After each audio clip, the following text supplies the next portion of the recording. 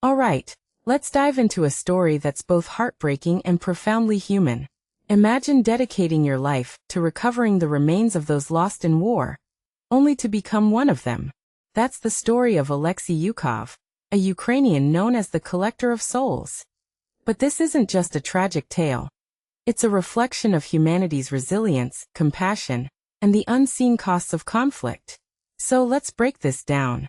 First off, what makes this really interesting is the duality of Yukov's work.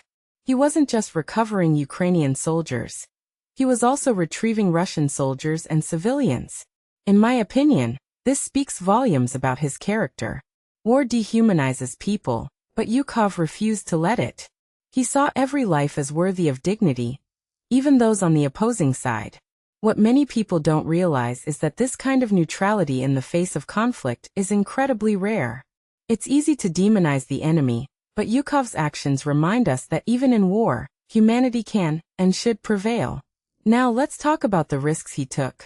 Yukov lost an eye and injured his leg in a mine blast in 2022, yet he went right back to work.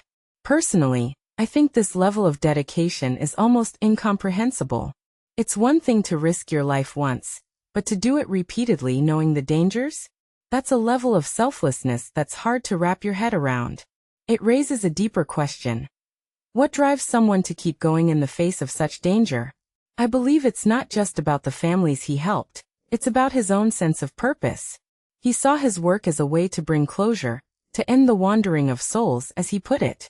Speaking of souls, his belief that souls cannot be reborn until their bodies are buried and mourned is fascinating.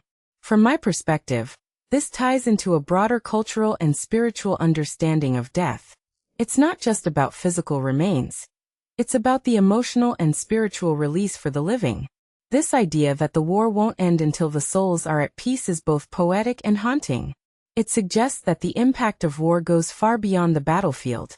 It lingers in the hearts and minds of those left behind. Another detail I find fascinating is how Yukov's work started. As a teenager, he was searching for World War II remains. This wasn't just a job for him, it was a lifelong calling. When Russia invaded Crimea in 2014, he founded Platsdarm to scale up his efforts. What this really suggests is that some people are wired to confront the darkest aspects of humanity, not to exploit them, but to heal them. His work wasn't just about recovery, it was about restoration, both for the dead and the living. Now let's zoom out for a moment. Yukov's story isn't just about one man's sacrifice. It's a microcosm of the broader human experience in war. Wars are often remembered for their battles and strategies, but what about the people who clean up the aftermath? The ones who ensure that even in death, there's dignity? If you take a step back and think about it, these are the stories that truly define us as a species. They remind us that even in the worst of times, compassion can flourish. Finally, Yukov's death itself is a tragic irony. A man who spent his life avoiding mines, literally probing the earth for them, died by one. It's a stark reminder of the randomness and cruelty of war. But here's the thing. His legacy isn't defined by how he died, but by how he lived. Thousands of people mourned him, not just because he died, but because of what he stood for. Personally, I think that's the ultimate measure of a life well lived. So, as we wrap this up, I'll leave you with this thought. What does it mean to truly honor the dead? Is it just about remembering them, or is it about carrying forward the values they embodied? Yukov's story challenges us to think about our own roles in the face of suffering.